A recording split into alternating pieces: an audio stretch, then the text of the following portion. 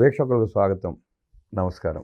జగన్మోహన్ రెడ్డి పాలనలో టీటీడీ పరకామణిలో దొంగతనం జరిగిన సంగతి తెలిసిందే. ఆ దొంగతనంలో పాల్గొన్న రవికుమార్కి ఆ తదుపరి ఆ కేసు సాగకుండా సహకరించి నీరుగార్చిన పోలీసుల పాత్రని బయటపెట్టి వారిని విచారించాలని చెప్పి హైకోర్టు ఆదేశాలు ఇచ్చిన సంగతి తెలిసిందే. ఆ రవికుమార్కి అండగా ఉన్న పోలీసులు ఎవరు, ఆ పోలీసులకు ఆదేశాలు ఇచ్చిన రాజకీయ నాయకులు ఎవరు అడిగి తెలుసుకునే ప్రయత్నం చేద్దాం. వివరించడానికి మనతో పాటు ఉన్నారు సోషల్ యాక్టివిస్ట్ శ్రీలీల గారు. వారిని అడిగి మరిన్ని విశేషాలు తెలుసుకుందాం. నమస్తే శ్రీలీల. నమస్తే. పరకామణి కేసులో రవికుమార్ దొంగతనం చేసి పట్టుబడ్డ తదుపరి కేసు నమోదు చేసినా దాన్ని రాజీ చేయటం, ఆ కేసు వీగిపోయేలా సెక్షన్లు పెట్టిన పోలీస్ ఆఫీసర్లని గుర్తించి విచారణ చేయమంటాం నిన్న హైకోర్టు ఆదేశాలు మనం చూసాం. అధికారులు ఎవరెవరో ఏ రకంగా ఆ రవికుమార్కి అండగా నిలబడ్డారు, ఎవరి ఆదేశాలతో ఆ రవికుమార్కి అండగా నిలబడి ఉండుంటారంటారు, ఎట్లా విశ్లేషిస్తారు మీరు? ఇక్కడ పరకామణి అనగానే జగన్మోహన్ రెడ్డి గారు గుర్తొస్తారు. చిన్న కేసే కదండి, ఏదో $2 కొట్టేస్తే $9. పరకామణి చిన్న కేసు అని కాకుండా 1924 మధ్యలో రాష్ట్రంలో జరిగిన ఏ దొంగతనం కేసు అయినా జగన్ రెడ్డి గుర్తొస్తాడు. ఇదొకటే కాదు, ఎందుకంటే ప్రత్యేకించి ఆయన చిన్న దొంగతనమే కదా అన్నాడు కదా మొన్న ఈ మధ్య రీసెంట్గా. అంటే ప్రజలు మర్చిపోతున్నారు, మళ్ళీ గుర్తు చేయాల్సిన బాధ్యత అందరి మీద ఉంది. ఎందుకంటే అది అంత చిన్న విషయం కాదు. రాష్ట్ర ప్రజల్ని, వాళ్ళ జీవితాలని, ఏకంగా 30 సంవత్సరాల రాష్ట్ర భవిష్యత్తుని వెనక్కి తీసుకెళ్లిన ఘనత జగన్మోహన్ రెడ్డి గారిది. ఆ క్రెడిట్ అంతా ఆయనకే రావాలి. మరి ఈ రోజున ఈ పరకామణి కేసులో మరి రవికుమార్ ఈ దొంగతనం చేయటం ఒకటైతే, దాని మీద కేసు నమోదు చేసింది ఆ రోజున సతీష్ కుమార్ విచారణ ఎదుర్కొంటూ మరి విచారణకు వెళ్ళొచ్చే క్రమంలో సెకండ్ టైంలో ఆయన అనుమానాస్పదంగా చనిపోయాడు. మరి దాని గురించి కూడా కీలకమైన అంశాలు బయటకు రావాలి. మరి దాని మీద ఎలాంటి విచారణ జరుగుతుంది అనేది కూడా ఈ రోజున ఇంకా ప్రజలకు తెలియాల్సి ఉంది. ఇంకొక వైపు చూస్తే ఈ పరకామణి కేసులో మరి ఏదో 41A నోటీసులు ఇవ్వటం, మరి ఏదో తూతు మంత్రం కానిచ్చేశారు, అయిపోయింది అన్నట్లుగా ఎందుకు చేశారు, అంత వీక్గా సెక్షన్స్ ఎందుకు నమోదు చేయవలసి వచ్చింది పోలీసులు? ఈ రోజున వాళ్ళు ఒక ఉన్నత స్థానాన్ని అధిగమించాలంటే ఎంత కష్టపడి, ఎన్ని ట్రైనింగులు తీసుకొని, ఎన్ని రకాలుగా నిద్రలేని రాత్రులు గడిపి వాళ్ళు ఆ స్థాయికి వచ్చారో మరి వాళ్ళకి, వాళ్ళ కుటుంబ సభ్యులకి తెలుస్తుంది. ఆ కేసులో చూసారు మీరు గమ్మత్తుగా, దొంగతనం కేసులో జగన్మోహన్ రెడ్డి చిన్న దొంగతనమేగా అన్నట్టు తేలిక తీసేసే ప్రయత్నం చేశాడు. ఆ చిన్న దొంగతనం అని జగన్మోహన్ రెడ్డి అనుకున్న కేసులో ఒక పోలీసు అధికారి అనుమానాస్పదంగా చనిపోయాడు. ఇంకొక 5-6 పోలీసులు అడ్డంగా ఇరుక్కున్నారు. ఇప్పుడు జగన్మోహన్ రెడ్డి అనే వ్యక్తి కానివ్వండి, చంద్రశేఖర్ అంటే ఒక అధికారి చెప్పాడని ఇంకో అధికారి, ఈ చంద్రశేఖర్ ఎవరు, లేకపోతే ఇంకో నరసింహారావు ఎవరు, వీళ్ళందరూ పై అధికారులు చెప్పిన వాటిని ఎందుకు వీళ్ళు చేయాల్సి వచ్చింది? మరి ఆ పై అధికారి పైన ఉన్న వ్యక్తి ఎవరు? ఈ రోజున సతీష్ కుమార్ మరణం వెనక ఉన్న వ్యక్తులు ఎవరు? మరి ఆ సతీష్ కుమార్ మరణం అసలు సాధారణంగా జరిగిందా, యాక్సిడెంటల్గా, లేకపోతే ఎవరైనా చేశారా అనే పూర్తి వివరణ రాకముందే భూమన కరుణాకర్ రెడ్డి అసలు ఎందుకు ప్రెస్ మీట్ పెట్టాడు? ఎందుకు చెప్పేశాడు వెంటనే కూటమి ప్రభుత్వం బాధ్యత వహించాలి అంటే గుమ్మడికాయలు దొంగ ఎవడరా అంటే భుజాలతో అనుకున్నట్టు ప్రెస్ మీట్ పెట్టేశాడే. ఈ రోజున ఇప్పటికైనా సరే పోలీసు వ్యవస్థలో మార్పు రావాలి, నిద్ర మత్తు వదలండి. మొన్నేమో అంతకుముందు కాకాని గోవర్ధన్ రెడ్డి మొదలు పెట్టాడండి, బట్టలోడదీ సమాజం ముందు నిలబెడతానని. జగన్మోహన్ రెడ్డి గారు వచ్చారు, మొత్తాన్ని బట్టలోడదీస్తాను, అది చేస్తాను, ఇది చేస్తాను, 7 సముద్రాల అవతల ఉన్నా కూడా వదిలిపెట్టను, రిటైర్డ్ అయిపోయినా కూడా వదిలిపెట్టను అని చెప్పేసి. నిన్న రోజా మరి ఇంకా ఆవిడ మాట్లాడుతుంది, నీళ్లు లేని బాయి చూసి దూకండి అని. పోలీసులు ఇప్పుడైనా సరే కళ్ళు తెరవండి. ఎవరి రాజకీయ లబ్ధి కోసమో, ఎవరు దొంగలుగా ఉండి పట్టుబడకుండా ఉండటానికి వాళ్ళు గూడు పుటాని చేసి, వాళ్ళు ఊళ్ళు పంచుకున్నట్లుగా దొంగలు చేసేసి ఈ రోజున మిమ్మల్ని దోషులుగా నిలబెట్టిన పరిస్థితి. అంటే సమాజంలో ఆ వ్యవస్థలో కొద్దిమంది చేసిన తప్పుల వల్ల అబాసు పాలైపోయి తలకాయ వంచుకు నిలబడాల్సిన పరిస్థితి ఏర్పడింది ఆ వ్యవస్థ. అవును, వ్యవస్థ ఈ రోజున పోలీసులు అనగానే మరి వాళ్ళందరికి కూడా వాళ్ళ ప్రతిష్టకి అక్కడ భంగం కలిగించినట్లే కదా. ఆ వ్యవస్థ గౌరవ ప్రతిష్టలు పెంచాలంటే ఆ వ్యవస్థలో తప్పు చేసిన ఇప్పుడు ఉన్న పోలీసులు కఠినంగా శిక్షించాలి. శిక్షించడం అంటే వీళ్ళు చేసిన తప్పుకి ఎవరు కారణం? వీళ్ళు ఉద్దేశపూర్వకంగానే చేశారా, ఏదైనా ప్రలోభాలకు గురయ్యారా, భయానికి లోనయ్యారా, ఫ్యామిలీని ఏదన్నా వీళ్ళు బ్లాక్మెయిల్ చేశారా, మరి దాని వెనక ఎవరున్నారనేది కూడా తెలియాలి. ఇన్ని రకాల కారణాలు ఉన్నాయి.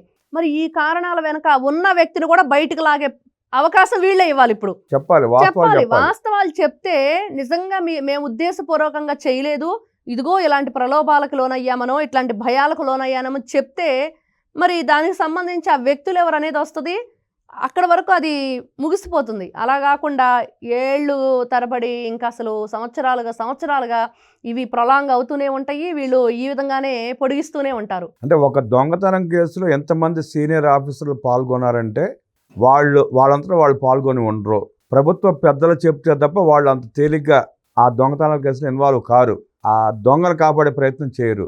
వీళ్ళు చెప్పాల్సింది ఏంటంటే వీళ్ళు తప్పు చేశారు, ఆ తప్పు ఎవరు చేపించారో చెప్తే కనీసం ప్రజలకి నిజం నాకు చెప్పినట్టు ఉంటుంది, పాప ప్రక్షాళన చేసుకున్నట్టు ఉంటుంది. ఖచ్చితంగా అండి. ఈ రోజున మనం ఒక హిందువుల యొక్క మనోభావాలు దెబ్బతీసే విధంగా భగవంతునికి ఎంతో భక్తితో వాళ్ళు ఇచ్చే సొమ్ముని లెక్కించే క్రమంలో వీళ్ళు చేసిన ఈ దుర్మార్గమైన చర్య, అదేవిధంగా ఇక నుంచి ఏదైతే తిరుమల తిరుపతి దేవస్థానం ఒక్కటే కాదు, మన భారతదేశం వ్యాప్తంగా ఈ హిందూ దేవాలయాలు ఏదైతే ఉందో దాంట్లో వచ్చే ఈ పరకామణి ఏదైతే మనం చెప్పుకుంటున్న ఈ కానుకలకు సంబంధించి ఉంటుందో దాన్ని ఖచ్చితంగా ఈ మాన్యువల్ సిస్టమ్ తీసేసి ఇప్పుడు వస్తున్న ఏదైతే మనం కొత్త విధానాలు ఇవన్నీ వచ్చింది, అన్నీ ఈ పరిజ్ఞానం పెరిగింది, దానికి సంబంధించి కోర్టు ఆదేశాలు ఏదైతే చెప్తుందో ఇంకా మనుషులు ఎవరైనా సరే ఒక్కసారిగా అంత ధనాన్ని అంత బంగారాన్ని చూసినప్పుడు ఎవరికైనా ఆ చంచలత్వం అనేది కలుగుతుంది.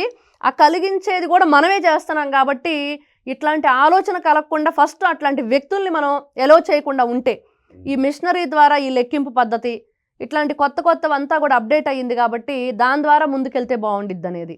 మరి ఇవన్నీ కూడా మార్పులు చేర్పులు చేసుకుంటూ ఈ జరిగిన తప్పుకి కారణమైన వాళ్ళని శిక్షించాలి ఖచ్చితంగా.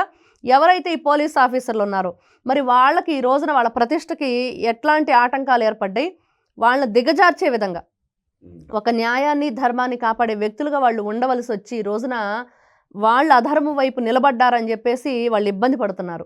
మరి ఆ ఇబ్బందికి ఎవరు కారణమయ్యారు, అది ఎవరి ద్వారా ఆ తప్పిదం జరిగింది అక్కడ అనేది చాలా ఇంపార్టెంట్. వాళ్ళు చెప్తారా చెప్పరా అనేది ఇంకా మనం చెప్పలేం. చెప్పకపోతే వాళ్ళే శిక్ష అనిపించాలి కదా, అనుభవించాలి ఖచ్చితంగా. ఈ రోజున ఐపీఎస్లను చూసాం, విజయవాడ నుంచి వెళ్ళి ఆ హీరోయిన్ తీసుకొచ్చారు అమ్మాయిని, కాదంబరి జత్వాని. ఏం జరిగింది, వాళ్ళు చెప్పాలి, ఇదిగో మమ్మల్ని వీళ్ళు పంపించారు, వీళ్ళు టికెట్లు బుక్ చేశారు, మేము ఈ టయానికి వెళ్ళమనే వాళ్ళన్నీ కూడా పలానా ఆఫీస్ నుంచి సీఎంఓ ఆఫీస్ నుంచి వచ్చిందో, ఆ రోజున ఎక్కడి నుంచి వచ్చిందో ఫోన్ కాల్ వచ్చింది, వాళ్ళని పురమాయించి పంపించినప్పుడు వాళ్ళు ఒప్పుకుంటే అసలు ఎవరి ద్వారా వచ్చిందనేది ఎంక్వైరీ జరుగుతుంది. ఈ రోజున వీళ్ళు కూడా ఈ విషయంలో పూర్తిగా ఎవరైతే ఆ నరసింహ కిషోర్ అనే వ్యక్తే ఆ రోజున అక్కడ ఉన్నాడు, దానికి సంబంధించి పోలీస్ వ్యవస్థకి అతని ద్వారానే వీళ్ళంతా నడిచిందనేది కూడా చెప్తున్నారు. మరి ఎన్ని విధాలుగా ఎవరి ద్వారా జరిగింది, మరి భూమన కరుణాకర్ రెడ్డి ఎందుకు ప్రతిసారి బయటకు వచ్చి అన్ని విషయాలు మాట్లాడుతున్నాడు, తర్వాత ధర్మారెడ్డి ఉన్నాడు, సుబ్బారెడ్డి ఉన్నాడు, వీళ్ళందరూ ఉన్నప్పుడు ఈ నెయ్యి కానివ్వండి ఇవన్నీ కూడా జరిగినాయి. మరి ఈ పరకామణి విషయానికి వచ్చేటప్పటికి సతీష్ కుమార్ మరణం అనేది చాలా బాధాకరమైన విషయం. ఇంకొక పోలీస్ ఆఫీసరు ఈ రోజున వీళ్ళకి ప్రాణహాని ఉందని కూడా మనం చెప్పుకోవాల్సిన పరిస్థితి. ఎందుకంటే సతీష్ కుమార్ మరణాన్ని చూసిన తర్వాత భయం వేస్తుంది నిజంగా, ఏ టయాన ఏది వినవలసి వస్తుందో. ఎందుకంటే ఈ పోలీసులు ఆ రోజున అతను ఒక పోలీసుగా ఉండి ట్రైన్లో నుంచి అంత దారుణంగా పాపం చనిపోయిన పరిస్థితి. అంటే బలమైన దెబ్బ తగిలింది వెనక తలకని చెప్పేది దాంట్లో చెప్తున్నారు, గొడ్డల్లాంటి ఒక షార్ప్ దాంతో కొట్టారు అనేది కూడా చెప్తుంది, దాంట్లో వచ్చింది మనకి పోస్ట్ మార్టం రిపోర్ట్లో. మరి అలాంటిది ఇంకో ఆఫీసర్ బలవకుండా ఉండాలంటే ఈ రోజున వాళ్ళు ముందుకొచ్చి ఇదిగో జరిగింది ఇది అని చెప్తే బాగుండిద్ది, స్వామివారి అనుగ్రహం కూడా వాళ్ళకు ఉంటుంది. ఆ దొంగలకి అండగా నిలబడి ఇవాళ తలకాయ దించుకున్న పోలీస్ ఆఫీసర్లు వీఆర్లో ఉండే కంటే రాజీనామా చేసి వెళ్ళిపోతే కొంచెం గౌరవంగా ఉంటుంది వాళ్ళకి. మేము తప్పు చేసాం, ఇదిగో మా రాజీనామా సమర్పిస్తున్నామని శిక్ష అనుభవిస్తే చాలా బాగుంటుంది. చాలా మంది అలా చేసిన సందర్భాలు కూడా మనం గతంలో అది ఇప్పుడు వీళ్ళు ఆ పని చేసే అవకాశం కనపడట్లా.